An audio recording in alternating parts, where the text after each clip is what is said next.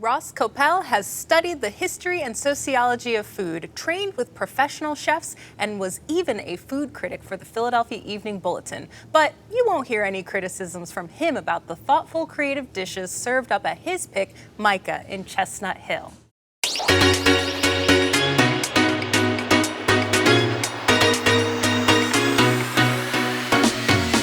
I would describe Mica as a fun, local neighborhood restaurant.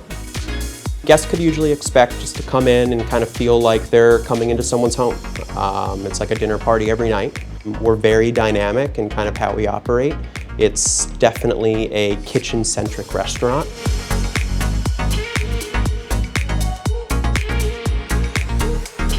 Every Wednesday and Thursday, we do a weekly tasting menu where we pick a specific region. We formulate a 4-course menu. It changes every week. We'll repeat regions, but we never really repeat menus. We've done things from like South America to specifics of Greece, Barcelona, I mean, you name it. In regards to the a la carte menu, we have approachable items like roast chicken with potatoes, and then we also have the option of people enjoying a nice 7-course tasting menu as well. When guests leave, I hope they feel just comfort, joy, and just being satisfied. Ross, you picked Mica. Tell us why you chose it.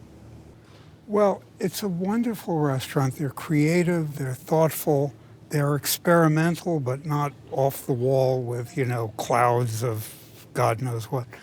It's just charming. It's a small room. Service is lovely. And it's just a delight. So Marcely, it took you 2 tries to eat at Mica. Tell us what happened there. Yeah, the first time I went, my wife and I got there around 8-something, and the greeter told us that the kitchen had closed about over an hour ago. Wow. So it was a little disappointing because of the hours. I expected at least for the restaurant to still be open around 8 o'clock.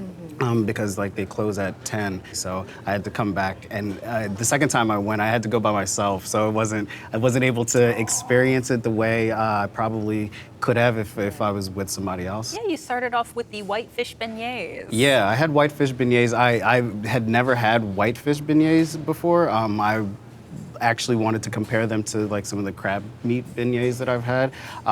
They were good. They weren't as flavorful as I was expecting, but it's because it's whitefish. For my entree, I ended up getting roasted chicken with wild mushrooms and whipped potatoes, and it was incredible. It was so good. Yeah.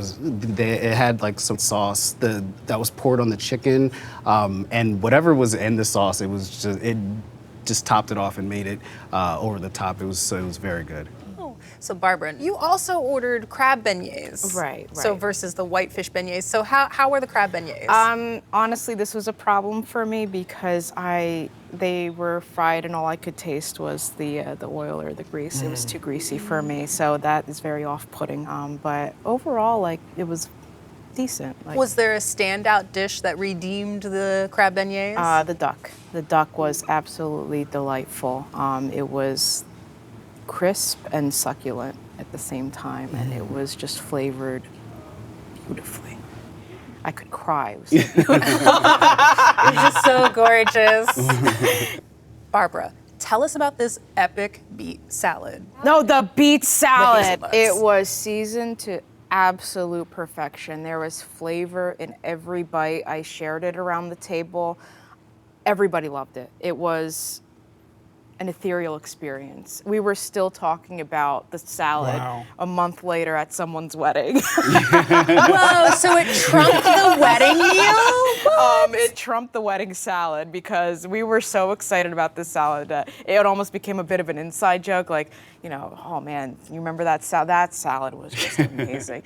This is not that salad. So Ross, you usually go for a prefix menu. Do you remember what you had this last time around? We had a sort of seafood, I'm not going to call it a stew, it was just some sauteed and poached seafood that was miraculous.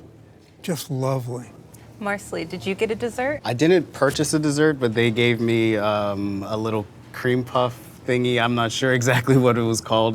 They ran through it very quickly as they put it on my table, and but I enjoyed it. I don't know if I got it for free because that's just a standard thing, or because they felt bad for me that I was sitting alone in a corner. This poor guy sitting all by himself. He needs a little bit of a sweet treat. Very thoughtful. Yeah, but it was nice. good. Barbara, so you had a couple of desserts, but you Yes. had kind of this recurring issue of like fried things. So Right, what was right. wrong with, you had the churros. I had the churro and the chocolate torte. The chocolate torte was absolutely phenomenal, like wonderfully made. It redeemed everything. But the churro was a very sad churro. I had brought my father with me. He's a big fan of churros, having them in Spain and just being a very big fan of them. I thought, oh great, they have it on the menu, let's get it. So I got it. It was a mess. I'm sorry, I didn't eat it. I couldn't eat it. I had a guest with me that couldn't eat it. We left it on the side of the table. And the waitress, to her credit, she must have noticed what was going on, went back to the kitchen and told us that the chef was willing to give us another dessert, like on the house, to make up for the churro, which I thought was just very, Really? That's very great. wonderful for That's a really place nice. to do that. Yeah, for that's me. an exceptional service that you didn't say anything, but she picked up on that. She picked up on it. I Yeah. didn't say a word. I was very surprised by that gesture. I really liked that. So Ross, tell us a little bit about the atmosphere of Mica. It's charming. It's like being in a good colonial townhouse. And the neighborhood is fun. The neighborhood maintains a sort of gentle, pleasant, walkable ambiance. It just feels like a very old classic town, and there's a lot of shops in the area as well. It is a pleasant walk. It really is a pleasant walk. You can go through and see a lot of things, like if you're a window shopper or if you're just shopping in general, there's a lot of things to see, a lot of different things to purchase, and a lot of different restaurants throughout. And you skip a stone, you find like 5 different places that you're interested in seeing, I feel. So Ross, you picked Mica. Tell us what you think. I think it's a creative, thoughtful, experimental place. And it's a fabulous experience. And if you go with BYOB, you can save a heck of a lot of money for an extraordinary meal. Marcely, sum up Mica for us.